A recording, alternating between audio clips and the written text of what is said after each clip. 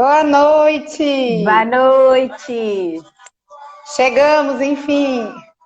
Já estou entrando. Você está me vendo? Tô perfeitamente.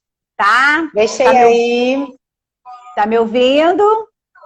sim, deixei aí uma musiquinha do Legião Urbana, Pais e Filhos, que vem ao encontro de tudo que nós vamos falar hoje, a respeito de amor, de família, de educação. Boa noite! Seja bem-vinda, Fernanda. Coloquei aí uma musiquinha no fundo, não sei se vocês estão conseguindo ouvir, que é do Legião Urbana, Pais e Filhos, que vem bem ao encontro do que nós vamos tratar hoje. Família, educação, amor. Bem, vamos conversar aqui, Fernanda. E aí eu converso um pouco com você, depois eu coloco a Valéria, eu não sei por que eu não estou conseguindo. Não aparece nenhuma solicitação dela aqui para mim, e também não abre a opção para eu adicioná-la. Então, Valéria, fica aí um pouquinho, aguenta a gente aí, que daqui a pouco a gente coloca você aqui junto, tá bom? Enquanto isso, vai tentando aí solicitar a entrada, vai que acontece, tá bom? Fernanda, então é isso aí. Nós pensamos, diante de tudo isso que nós estamos vivendo, né, que é um momento atípico, é um momento único.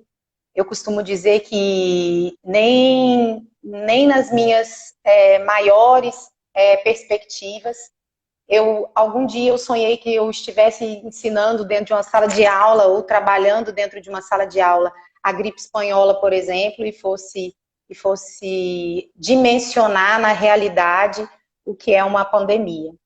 Então, isso veio de uma forma imposta, né? Todos nós fomos submetidos à mesma circunstância e foi preciso que nós nos reinventássemos, né? Uníssemos forças para continuar e exercer a nossa missão, a nossa profissão.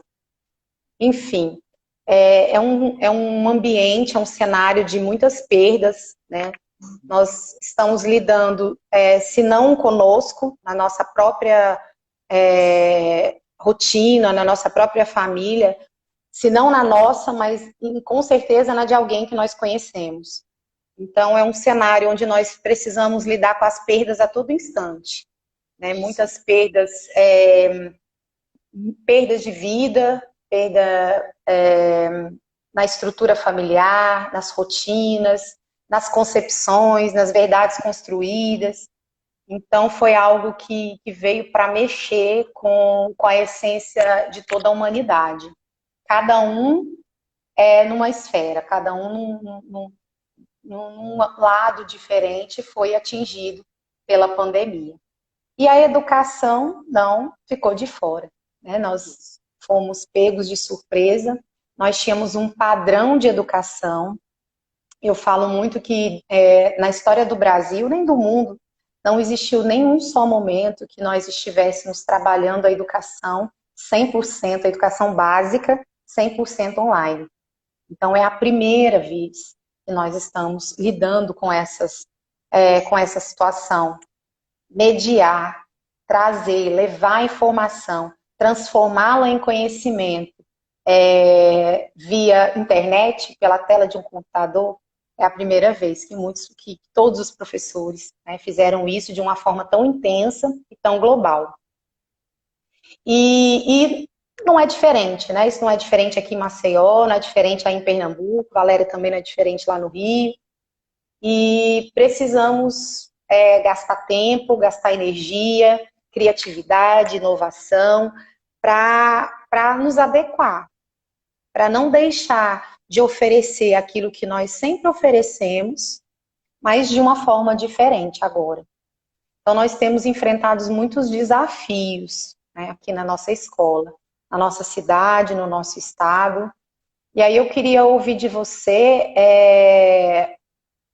qual tem sido o maior desafio de vocês aí em Pernambuco, na sua escola, com seus alunos, com as suas famílias, né, toda a comunidade escolar? Se você pudesse pontuar, quais são os maiores desafios que vocês têm passado, têm vivenciado? Como você, né, já mencionou, essa questão da pandemia realmente nos trouxe muitas incertezas, né? Mas a gente tem que ver, né, que tudo na vida, é o que eu costumo sempre, quando eu inicio as lives, as conversas, eu sempre costumo dizer que tudo na vida pode ter dois aspectos, duas dimensões. A negativa, que é a primeira que chega, né, que são os desafios, as situações que realmente nos fazem, nos levam a a determinados posicionamentos, a determinados impactos, né? Mas também tem um lado positivo. O lado negativo dessa pandemia, né, tem inúmeros. Porém, também, nós devemos pensar pelo lado positivo, né? Nunca se foi dado tanta importância, né, a essa questão das relações interpessoais, né? Então, assim, situações que antes, né, as pessoas, por viverem, por ter o convívio, enfim, não se dava essa importância. E hoje a gente vê, né, como nós somos, né, seres muito afetivos e precisamos dessa interação e começamos a dar mais valor em relação a isso, né? Outra situação positiva em relação, quando se fala, né, a questão da transformação, são, como você também já mencionou, a questão do reinventar-se, né? Da capacidade que nós temos, da sabedoria que Deus nos deu, da criatividade, né? Em estarmos hoje, né, completamente online. Então, foi um desafio para todo mundo, para as famílias, para a escola, né? No âmbito, em todos os âmbitos. Então, como desafio maior que hoje a gente enfrenta, não é desenvolver o nosso ideal, o ideal siqueirano, que é uma educação plena e integral, né, para esse estudante. E como desenvolver, né, mediante toda essa situação de pandemia. Então, um dos primeiros desafios que a gente considera é em estar desenvolvendo uma educação dentro dos nossos ideais, né? Como eu já falei, pleno e integral. Um segundo ponto que eu posso levantar, né, o questionamento, é em relação a como estamos com as famílias, né? É um desafio muito grande. Se já era um desafio presencialmente, imagina agora remotamente, né, falando. Então, esse gerou um outro desafio, porque a pandemia trouxe uma quebra de rotina. Então, quebrou-se a rotina da escola, quebrou-se a rotina familiar. Então, tudo isso foi gerando várias outras situações que impactaram na vida desses nossos estudantes, que hoje, né, estão passando por todo esse processo. Então, estar trazendo essa família mais próxima, para que possa nos ajudar também a estar desenvolvendo, não é, essa educação plena e integral, é um dos maiores desafios que nós estamos enfrentando. Isso. Tá me enxergando bem, direitinho aí? Tô sim. Tá, perfeito. O que você falou, eu acho que vem de uma forma muito, muito grande, muito intensa nas nossas vidas, que é o relacionar-se, né? Como se aproximar emocionalmente, como se aproximar de um modo que nós possamos fazer a diferença no outro, na vida do outro, sem tocar, sem falar presencialmente, sem acompanhar, sem olhar no olho. Isso é um desafio, porque nós estávamos, como seres humanos, condicionados às relações. Aristóteles diz que nós somos naturalmente sociáveis, é algo que está intrínseco, nós nascemos assim, com essa capacidade de se relacionar. Na educação, a gente vê também os benefícios e as potencialidades que são adquiridas a partir do relacionar-se, da afetividade. Você, como psicopedagoga, sabe que a aprendizagem ela está diretamente relacionada à afetividade, né? Sim. Quanto mais amor, quanto mais afeto nós damos, mais confiança nós adquirimos, né? Nós partilhamos, nós dividimos, nós colocamos no outro, a partir das nossas ações, as possibilidades de aprendizagem. E fazer isso de uma outra forma, que não presencial, se tornou talvez, sob o meu ponto de vista, o maior desafio. Nós, como professoras, eu digo isso muito para os meus parceiros de trabalho, nós nos habituamos a eleger critérios de avaliação pelo olhar. Muitas vezes nós estamos dando aula e a gente vai acompanhando o rosto da criança em assim ou assim, né? E você sabe se ele está aprendendo, se ele não está. Nós fazemos essa leitura pelo, né, do olhar da aprendizagem. E hoje nós não temos isso mais. Porque nós só temos a tela de computador e, na grande maioria das vezes, com a câmera e o microfone desligado. Então, nós perdemos o referencial de fazer a leitura corporal, que é extremamente importante no processo de aprendizagem dos nossos alunos. Mas, como nos foi imposta, né, nós não escolhemos, eu vejo que essa tem sido o maior desafio para a nossa escola, para a nossa profissão, no geral. Mas eu vejo também, sabe, Fernanda, que é um momento que teria que ter acontecido. Nós estávamos tardios em relação à tecnologia. Como eu disse no começo, nós somos geração X dando aula para a geração Z. Então, é algo que nós deveríamos ter pensado antes. E aí é uma questão de perspectiva. Como é que nós vamos caminhar, como é que nós vamos dar continuidade nesse processo a partir de agora? Aproveitando as dificuldades, né, nos redescobrindo diante das dificuldades, mas também aproveitando o que a pandemia nos trouxe de bom, que é o avanço tecnológico dentro do processo educacional.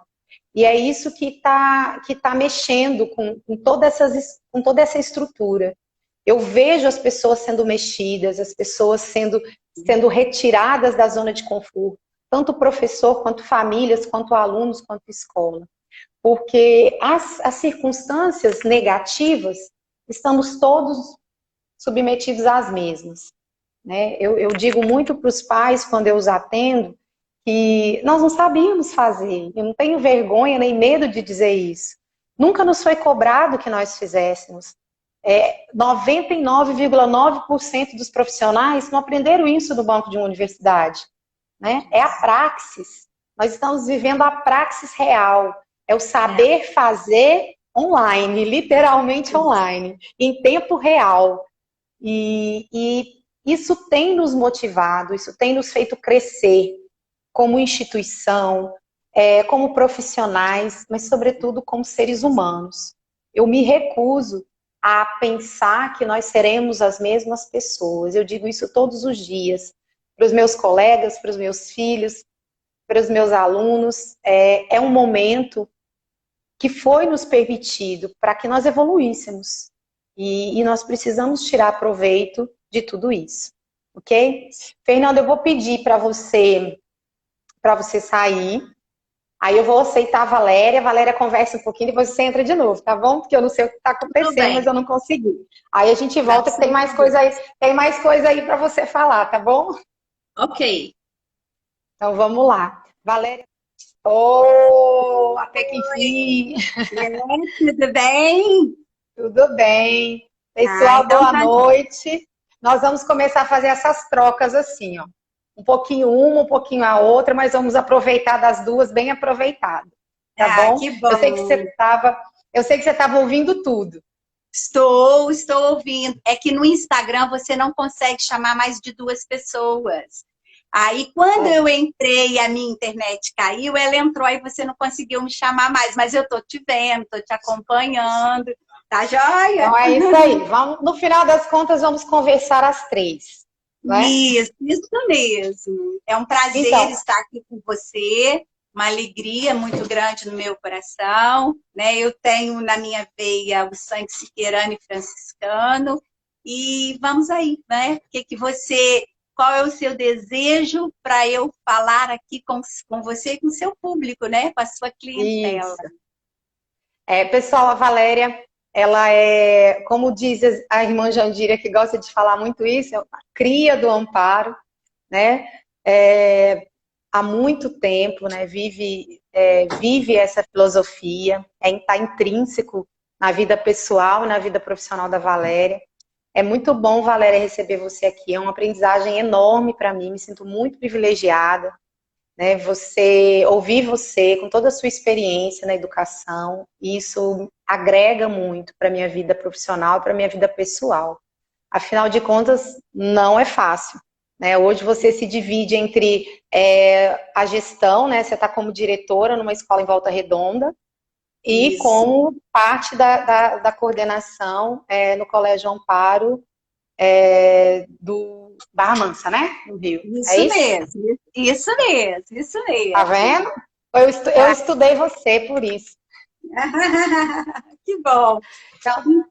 Então vamos lá, Valéria. Eu queria saber de você. Opa. A mesma pergunta que eu fiz para a Fernanda, porque eu expus um pouco daquilo que a gente tem vivenciado hoje, das dificuldades, desse cenário pandêmico que nos foi imposto. E diante de tantas mudanças, né, ora positivas, horas negativas, eu gostaria que você falasse um pouco qual tem sido o maior desafio, se você tivesse que pontuar, qual o maior desafio para você hoje em relação às suas escolas, em relação à comunidade escolar como um todo? Então, eu vou dar um passeio um pouquinho antes de te responder, né? Quando a irmã Daniele me convidou e ela falou, vamos falar da educação do coração, que é o desejo do Padre Siqueira, eu fui dar uma olhada no que é o coração, né? Então, vamos pensar no coração de Jesus Cristo. Quando a gente fala que o coração de Jesus bate fora do peito, bate pela humanidade. Então, Jesus tem o coração que pulsa pela humanidade. Vem Maria, que nós somos de uma instituição católica, de mãe, Nossa Senhora do Amparo, que também tem o coração fora do peito pela humanidade, que é o amor do filho dela para conosco. Aí, passando por Maria, chega São Francisco. Vem São Francisco com aquela belíssima oração de São Francisco, né? Que todos nós conhecemos, onde houver ódio, que haja amor, que eu leve amor, que eu seja paz, que eu seja fraternidade. E aí nós chegamos no nosso Padre Siqueira, que quando ele, né, lá em 1800, sonhou para acolher aquelas meninas, né, dar a elas uma educação de que elas pudessem sobreviver após seus 21 anos e formasse professoras do coração de Deus, ele já lá, após a Segunda Guerra, após uma tragédia, ele já pensou no que seria o amanhã, que viria a ser o amanhã. Então, o Padre Siqueira, ele estava além do tempo dele. Quando a gente lê, vocês devem ter aí a obra de Padre Siqueira, da Madre Áurea, você passa por todas as palavras, e as palavras que mais chamam a atenção é caridade, bondade, amor, dedicação, humilhação, porque ele também se humilhou para construir aquilo que hoje nós pisamos. Bom, hoje nós somos amparo de Deus no mundo. Assim as irmãs se colocam. Eu acho a fala delas a coisa mais linda, né? Então, eu fui do Asilo das Órfãs, eu era semi-interna. Aqui em Barra Mansa tem 2 escolas do Amparo. O Asilo, que é a Escola Doméstica Cecília Monteiro de Barros, e o Colégio Nossa Senhora do Amparo. O Asilo é a escola que eu estudei até a antiga 5ª série. Depois eu fui até a 4ª série. Depois, né, eu já estou com 50, tá, gente? Então, eu já fui para o Amparo, terminei o curso normal.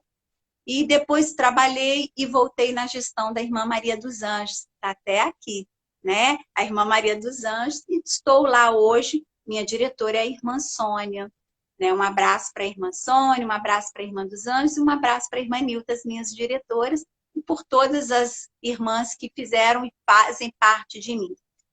Eu li um livro recentemente que diz, né, o mundo que habita em mim, o amparo habita em mim, eu sou amparo, né, eu não consigo muito desassociar.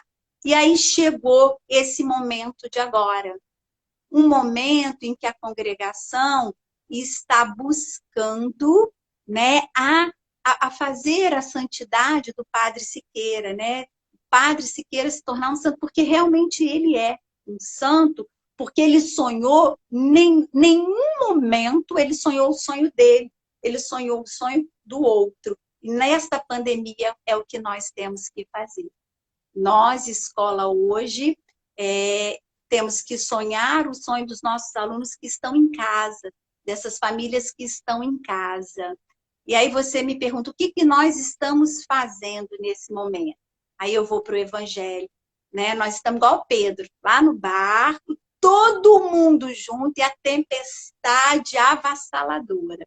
Então, família está nesse barco, o aluno está nesse barco, o professor está nesse barco, o pedagogo está nesse barco, o gestor está nesse barco. Nós estamos no mesmo barco.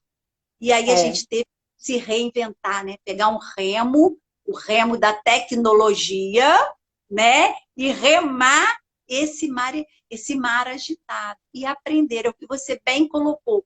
Não tenho vergonha de dizer que eu não sei. Eu não sei. Né? Eu pedi ajuda o tempo todo. Como que eu vou lidar com esse aluno que tecnologicamente ele está anos-luz de mim, né? Mas ele está anos-luz de mim no sentido de rede social, de jogos. Agora, quando a gente diz para ele que ele tem que ser disciplinado, ele tem que assistir aula por link, ele tem que mandar atividade pela plataforma, ele tem que acordar, ele tem que, né, tá ali na sala de aula com esse professor. Aí eu falo que hoje quem mata a aula, eles matam a aula como, né, gente? Não liga a câmera. Liga na câmera, o microfone. Não liga. Tem professor que fala para mim, Valéria, ele sumiu. Eu falei, ele tá deitado no lado no cobertor só te ouvindo. Então, nós precisamos nos reinventar, né? E a gente precisa se reinventar. E aí, como que a gente sobrevive nisso, né? Nós precisamos entender essa família, mas essa família também precisa nos entender. Também nos acolher. Também saber que nós estamos em casa com os nossos filhos, com os nossos maridos, com os nossos afazeres, também dando conta do outro. Então, é uma troca, sabe? Estar nesse barco, nesse mar revolto, né? E ser uma troca. Eu tenho muito orgulho e assim, Valéria, o que eu vejo assim hoje diante de tudo isso que você muito bem colocou, né, sobre a filosofia, sobre o nosso fundador, sobre o quanto ele era visionário, eu vejo assim que o que nos deixa, o que nos move, mas ao mesmo tempo é uma linha muito tênue e a gente precisa saber lidar muito bem com isso, é que lendo os escritos do Padre Siqueira, a gente vê a preocupação dele com aquelas meninas, de tirar aquelas meninas da situação de vulnerabilidade, trabalhar o conhecimento, acreditar que o crescimento, tanto aqui na Terra, né, quanto de uma linha espiritual, vinha pela educação, né? O caminho a ser percorrido era a educação. Mas nunca se fala, não li nada que desmereça a qualidade da educação. E aí por isso que eu digo que é uma linha muito tênue, porque a gente tem que trabalhar, a gente tem que se empenhar, a gente tem que oferecer o nosso melhor no que diz respeito à educação, à formação técnica, porque o mercado de trabalho está aí, a gente precisa elevar os nossos alunos ao crescimento, mas sem diminuir, sem ter por menor, né, aquilo que era a filosofia maior, que é usar o coração, né, usar tudo que nós temos de melhor em função dos nossos alunos, das suas famílias, e nós nunca tivemos uma oportunidade tão direta, tão grande, tão forte de fazer, de executar, de colocar em prática a nossa missão. Isso é algo que eu tenho sentido aqui na escola de uma forma gigante, o quanto nós temos nos agigantado em relação aos nossos sentimentos, aquilo que a gente pode dar e aquilo que nós podemos receber. Porque acredito que nós somos como uma pilha, né? Lado positivo e lado negativo. Nós vamos... Vem chegando energia, vem dando energia, vem chegando amor e a gente vai devolvendo tudo em forma de amor. Então, o grande desafio nosso, como instituição católica, como uma instituição que vai além dos muros da educação formal, técnica, é formar seres humanos, né? É contribuir para formar uma geração do bem. Uma geração, como você bem colocou, que não olhe apenas para si, mas que entenda o coletivo, que antes de viver o coletivo, ele entenda o que é viver coletivamente. Submetidos às mesmas circunstâncias. Esse é o grande desafio, eu vejo. Mas se nós estivermos pautados em tudo que você disse, em todos aqueles sentimentos, né, que nos é muito bem colocado pela missão da escola na qual nós estamos, nós conseguimos de uma maneira excelente, de uma maneira sólida. Aí nós construímos, né, nós formamos não apenas alunos, mas sobretudo pessoas. Pessoas que estão aí sujeitas a transformar o mundo onde vivem. E é disso que nós precisamos, e é esse talvez o nosso maior papel, a nossa maior missão. É verdade, é isso mesmo. Lá no relatório dele, né, de 1868 a 1877, ele faz um apelo ao país. E eu lembrando, né, quando vocês me convidaram, eu tomei o livro de volta, e eu falei, gente, ele fez um apelo ao país para que olhasse para aquelas meninas, né, e transformasse elas, ainda coloca assim, ó, uma professora habilidosa e digna por suas virtudes, a quem possam confiar a direção e a educação de seus filhos, né? Fazendo um apelo ao país. Hoje, nós continuamos fazendo um apelo ao país quando nós formamos os nossos alunos, né? Não para somente a questão técnica, a questão eu sou doutor, eu sou engenheiro, eu sou esse, eu sou. Não, mas eu estou doutor e vou fazer a diferença no mundo. E assim, Valéria, eu vejo assim também que é uma possibilidade, diante disso que você está falando, de desconstruir, né, alguns paradigmas. Somos referência, temos uma missão, mas também somos humanas, né? Também fazemos parte de uma instituição que sente, que chora, que tem dúvida, que erra para poder acertar. E o mais importante é não desistir, é continuar buscando oferecer o melhor. É o melhor que nós temos, é o melhor que o ser humano tem para oferecer, que é o amor, né? O caminho de todas as coisas é o amor. A gente precisa, até quando a gente começou, eu falei da música do Legião, né, parafraseou um livro bíblico, porque está lá em 2 Coríntios, e vai falar sobre sem amor eu nada seria. Então, por si só, isso já basta. Tudo que nós fazemos, nós precisamos ter como norteador o amor. É o amor pelo aluno, é o amor pela educação, é o amor pelas famílias. É entender que esse é um momento atípico para todo mundo. Está todo mundo sofrendo. Tem família que precisou se reinventar como nunca antes pensado. São mães que deixavam seus filhos para trabalhar na escola e hoje não tem onde deixar. Muitas crianças ficam sozinhas. E fazer o quê? Os pais precisam trabalhar. E essas crianças vão fazer o quê se não temos escolas abertas? São famílias que perderam entes queridos e também estão tentando se reestruturar. São famílias que não perderam entes queridos, mas perderam renda, perderam poder aquisitivo e estão tentando se organizar. Famílias que têm vários computadores, famílias que não têm nenhum. Como prosseguir? Como continuar oferecendo o que nós temos de melhor? Se a única coisa que nós temos para fazer esse intermédio é a tela de um celular ou de um computador. Então, eu creio que aí eu acho que fica mais latente, é pelo amor. O caminho é sempre pelo amor. Porque as outras vertentes, elas vão aparecendo. Exatamente, exatamente. A diferença está aí, né? Hoje eu vi um vídeo de um professor que rodou, acho que é fora do Brasil, que ele foi, se vestiu de entregador de pizza e foi na casa de seus alunos entregar todo vestido. E quando entregava a caixa de pizza, o aluno abria e a carinha dele, do professor, e o menino saía correndo para querer abraçá-lo. Essa é a diferença, né? Porque conteúdos vai se perder esse ano, né? Nós vamos perder, não, tem muita coisa que vai ficar perdido.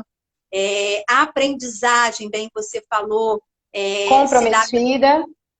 Comprometida, mas o que nós vamos tirar disso tudo, né? Haverão outras aprendizagens. E feliz daquele que tiver proveito desse tempo de ter essas novas aprendizagens, essas novas habilidades, essas novas competências. Eu tenho dito isso para as mães, não se preocupe. Hoje eu fui fazer uma prova com uma aluna, acompanhar uma aluna com uma prova, né? Aqui no Amparo eu estou como coordenadora de educação especial, e ela ficou muito nervosa com uma questão. Falei, tem problema se errar uma, não? Ela falou, não tem não? Falei, não tem problema não. Na verdade, eu falei, gente, que questão é essa? Porque, assim, a preocupação com nota, a preocupação de acertar tudo, a preocupação de ranking, neste momento, ela tem que cair por terra. Tem que ser secundária, né?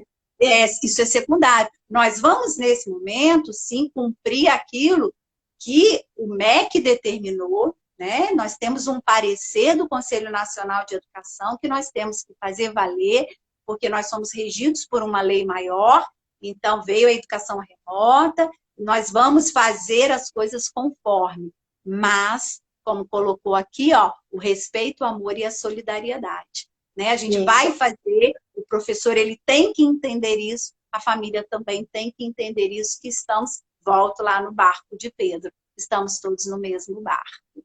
Isso. Valéria, eu vejo assim, nós recebemos, né, todos nós recebemos, no dia 7 de julho, um documento do Conselho Nacional de Educação, que veio muito mais a caráter orientativo do que deliberativo. Ele traz pesquisas, traz constatações muito, assim, bem relevantes, né, para a consolidação do nosso trabalho. Mas algo que por muitas vezes colocado, e aí a gente percebe a importância dessas colocações, é a questão da preocupação, neste momento, por parte das instituições educacionais, a preocupação com a saúde mental. Com a saúde mental dos seus profissionais, no caso a nossa também, com a saúde mental dos profissionais, com a saúde mental dos alunos, bem como de todas as famílias. E isso é colocado por muitas vezes, você deve conhecer o documento, você sabe disso. Uhum. E aí eu gostaria de ouvir de você algo bem particular mesmo. Como você acredita que nós, como escola, nós podemos contribuir nesse processo? Que processo? No processo de auxiliar, de orientar a saúde emocional dos nossos alunos, de toda a comunidade escolar. Primeiro, entender que eles estão frágeis. Primeira coisa, primeiro ponto, eles estão frágeis. Há uma pesquisa já pelo Conselho de Medicina que vai aumentar muitas doenças mentais, as doenças psíquicas. Nós teremos futuros adolescentes zumbis tecnológicos, porque eles estão trocando a noite pelo dia, né? Eles estão usando a internet o tempo todo. E eles estão extremamente ansiosos, muito mais o adolescente, porque a criança, na fase da educação infantil, ela está curtindo bastante de ficar em casa. Tanto que eu já ouço alguns, não é a minha clientela, eu estou de 6º ao 3º ano médio. Mas eu vejo as filhas dos meus amigos que não querem voltar para a escola porque tá legal ficar em casa, porque brinca mais, tá mais com o pai, com a mãe, tá mais ali junto. O adolescente não. O adolescente, ele está adoecendo, desesperado. As mães, por sua vez, não sabem muito como lidar com essa situação, porque na nossa escola, a gente tem o velho discurso, mas se você não te falta nada aqui em casa tem tudo, né? Não te falta o alimento, o quarto, a televisão, você tem a melhor internet e tal, mas falta diálogo, falta o acolhimento físico, emocional, o entendimento. Hoje, eu estava lendo também pela OMS, as orientações da OMS é o diálogo, mas o diálogo de escuta. Nós precisamos escutar, estar prontos a escutar. Então, eu, como gestora, como diretora de uma escola, por mais que as exigências chegam, eu preciso estar atenta de escutar esse meu profissional, acolhê-lo, né? Como orientadora, coordenadora, eu preciso ter escuta desse aluno. Então, por exemplo, se eu estou lá com um link, tem aula e tal, a aula não está legal, vamos parar tudo. Vamos escutá-los, sabe? Vamos, naquele momento ali, transformar aquela aula não é perda de tempo. O professor não pode achar, eu estou perdendo meu tempo, eu fico preocupado. Não. Houve uma discussão, houve um momento de reflexão, aproveita. Porque os nossos adolescentes, quando eles conseguem falar, a gente precisa escutar, porque eles pouco falam conosco. Eles falam entre eles, mas com a gente eles ficam, ok, Falou tá tudo. bom, falou. Então, quando eles desejam falar, é o momento da escuta. Agora é o momento da escuta. Falar menos e escutar mais. Isso. É o silêncio mariano. Perfeito. Valéria, eu vou agradecer sua participação. Daqui uns minutinhos a gente já encerra. Passa tão rápido, né? Muito rápido. Dizer para a gente poder falar mais um pouquinho com a Fernanda e aí encerrar. Mas eu queria agradecer, dizer que foi um prazer te conhecer, que a gente está te esperando aqui em Maceió. Vem aqui, vem dar um pulinho, vamos conversar, vamos crescer bastante. Acho que a gente tem muita coisa para trocar. E o melhor que eu vejo nessa pandemia hoje, diante de tantas dificuldades, é o quanto ela está nos proporcionando alcançar muitas pessoas que a gente nunca pensou, porque a correria do dia a dia não nos permitia. E hoje não, a gente pode ter esses momentos de conversa e principalmente depois, né, de refletir sobre tudo que o outro falou e somar, porque quando a gente soma as nossas verdades com a verdade do outro, aí é sucesso garantido. É garantido. O meu muito obrigado, Deus abençoe. Continuarei aqui escutando vocês e aprendendo, que eu estou em obra. Tá joia, querida. Muito obrigada. Beijo, boa noite. Beijo, boa noite. Já estamos caminhando para os últimos minutos. Voltou. No final das contas, deu tudo certo, viu? Deu sim. E eu sei que você estava acompanhando aí a conversa, ouviu todas as colocações que a Valéria fez. É uma grande mulher que tem muito a nos ensinar sobre todo o processo educacional, né? Como educar para o mercado, mas como educar para a vida também. Eu me sinto muito privilegiada de falar com vocês hoje. Sei que isso vai me melhorar como ser humano e eu vou poder... O conhecimento ele não para em mim, ele começa em mim. E quando todas as vezes que eu recebo um pouco de vocês, eu vou só como esponja, só absorvendo, só absorvendo. Mas como a gente tem poucos minutos, eu queria ouvir você a respeito da última colocação que eu fiz com a Valéria, né, sobre a importância e como isso tem vindo de uma forma avassaladora sobre nós. A questão da preocupação dos órgãos competentes, né, como o MEC, o Conselho Nacional de Educação, no nosso caso, o Conselho Estadual de Educação, que vem trazendo a preocupação com a saúde mental de um modo geral.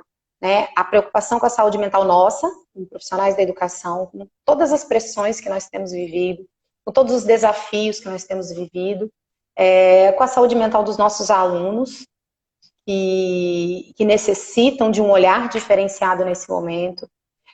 O Conselho Nacional de Educação, ele traz essa preocupação latente com todas as pessoas que estão em situação de vulnerabilidade.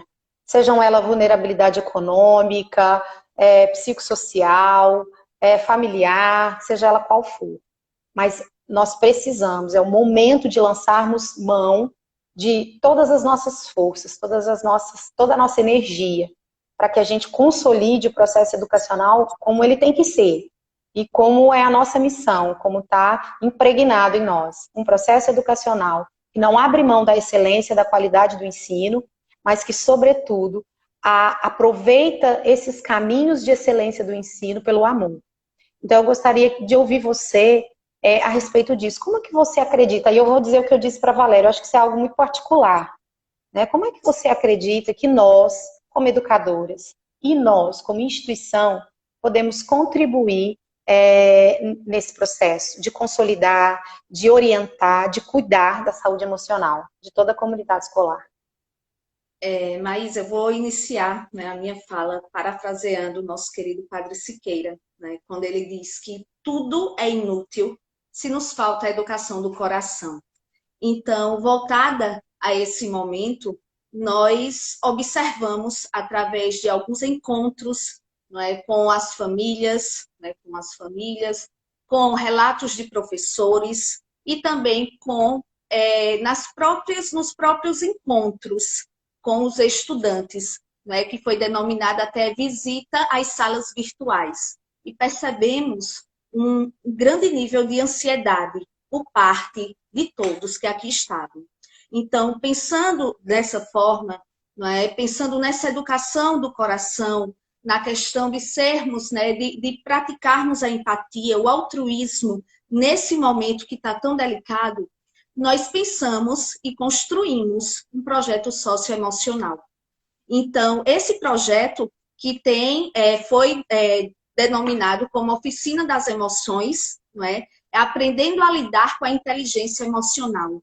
Então, a gente achou muito propício nesse momento, a gente sabe que a BNCC está aí, trazendo 10 competências, das quais 4 se refere a essa educação socioemocional, fora as outras habilidades que são trabalhadas. Então, pensamos, escrevemos e vamos colocar em prática já o projeto estar pronto, Então, baseado em tudo que a gente observou, presenciou e também através da escuta, que foi muito importante, como Valéria mencionou, a escuta. Então, ouvindo todos os relatos, nos inquietou muito. E o que fazer nesse momento? Diante de toda essa desorganização, de toda essa turbulência. Então, elaboramos esse projeto voltado, ele é bem específico, a cada segmento, de acordo com cada faixa etária. Então, elencamos algumas habilidades socioemocionais que, no momento, percebemos que cada grupo, cada estudante naquele momento, ele estava nos transmitindo. Então, transformamos no projeto, onde serão contemplados os estudantes, os nossos queridos professores, e vai ser contemplada também a família, em forma, estamos já pensando uma dinâmica de trazer em forma de mini-curso. Então, foram essas situações de inquietação que nós fomos vendo que precisávamos fazer algo enquanto escola, que não é só conteúdo, é como, volto a dizer no início, a formação plena e integral desse estudante. Quando a gente diz integral, a gente é amplo, é onde a gente vai trabalhar com os valores que é tão expressivo na nossa filosofia. Então, o projeto... Esse é o momento, né? Isso. Esse é o momento. Então, foi através dessa pandemia que nós ouvimos, que nós pudemos escutar melhor a demanda de cada situação, de cada segmento, não de cada família, porque somos uma escola de grande porte, mas colhemos muitas informações e foram através delas que nós construímos e estamos colocando, vamos colocar em prática, já iniciará na próxima semana esse projeto. E, por sinal, está muito interessante e bem específico para cada segmento. Isso, vamos trocar figurinhas, então. Nós também desenhamos um projeto voltado para essas questões. Desde as primeiras orientações, já era uma preocupação, a gente já tinha, desde o ano passado, alguns projetos, alguns grupos de alunos, trabalhando essas questões acerca da saúde mental entre eles, entre os próprios alunos, e nós fazíamos a orientação. a partir dessa situação, dessa circunstância, nós também desenhamos um plano de ação, né, estratégias, que demos o nome de A Raiz das Emoções, para que nós pudéssemos buscar, desde os primórdios, o acompanhamento às famílias, aos nossos alunos, em primeiro lugar, aqueles que estão em situação de vulnerabilidade, que necessitam de um olhar diferenciado nesse momento. Né? São ações que contemplam a forma virtual, né? O isolamento, e nós damos continuidade, ou seja, nós vamos elaborar, vamos acolher e depois nós vamos ancorar, né, na nossa volta. Quando nós retornarmos, a forma de continuar ancorando tudo aquilo que nós estamos construindo nesse momento. E que momento, porque nunca fomos tão criativos assim, né? E agora, Fernanda, para finalizar, eu queria que você fizesse uma breve fala, um breve comentário a respeito, já que nós estamos falando de famílias, de alunos em situação de vulnerabilidade, que você desse um breve relato de como você acredita que os alunos com necessidades educacionais especiais devem ser conduzidos nesse momento. Como é a forma que vocês estão fazendo, como vocês estão conduzindo, da melhor forma possível, de uma forma que alcance esses alunos, que não na sua totalidade, mas que não os deixe à margem. Isso. Hoje nós temos o setor psicopedagógico, né, que age, está muito nessa interação, e eu também estou dando um certo apoio devido à demanda que se tem. Né? Então, hoje, nós observamos, em primeiro lugar, o diagnóstico desse aluno, né? Em segundo lugar, como a família está nesse processo, né? Nessa parceria com a escola, porque não adianta querermos ter hoje uma situação que trabalhávamos presencialmente nesse formato que nós temos. Então, para alguns alunos, não é, nós reduzimos alguns componentes curriculares. Então, foi feito um novo horário para esse estudante. Então, assim, ao invés de ter 3 ou 4 disciplinas, reduzimos para 2. Por quê? Estavam gerando a desmotivação desses estudantes, porque eles não estavam conseguindo dar conta, né? Insatisfação das famílias, por falta de tempo também em estar acompanhando. De acompanhamento, né? Exatamente, e a sobrecarga. Então, assim, quando paramos e vimos algumas situações, então foi necessário nós termos esse olhar, né, para com esses estudantes, para com estas famílias, para o processo caminhar e dessa forma eles não saírem acumulando atividades e participar do processo como os demais. E tivemos excelentes resultados. Então, temos também a questão das videoaulas específicas, né? O professor grava aquela videoaula para determinada turma e, em específico, ele está gravando para aquele estudante. Então, nós temos outra situação que é de videochamadas, onde o professor está tendo aquele contato direto com o estudante e está ali mostrando como se faz a atividade. Não só saber como ele está, mas mostrando, explicando, não é, de uma forma mais interativa com esse estudante. E temos também a questão da redução das atividades. Então, os conteúdos são propostos, mas há uma redução nessas atividades. Então, atividades que seriam de 5 questões para esse estudante, dentro das possibilidades e dos limites, né, que ele apresenta, são reduzidas para 2. Então, foram algumas estratégias que nós fomos, né, observando, vendo se dá certo, né? O que está dando certo, a gente está permanecendo. O que não, estamos em busca de melhoras, de ver como essa situação ela pode caminhar e, dessa forma, estarmos alinhados com a família. Isso, olha só.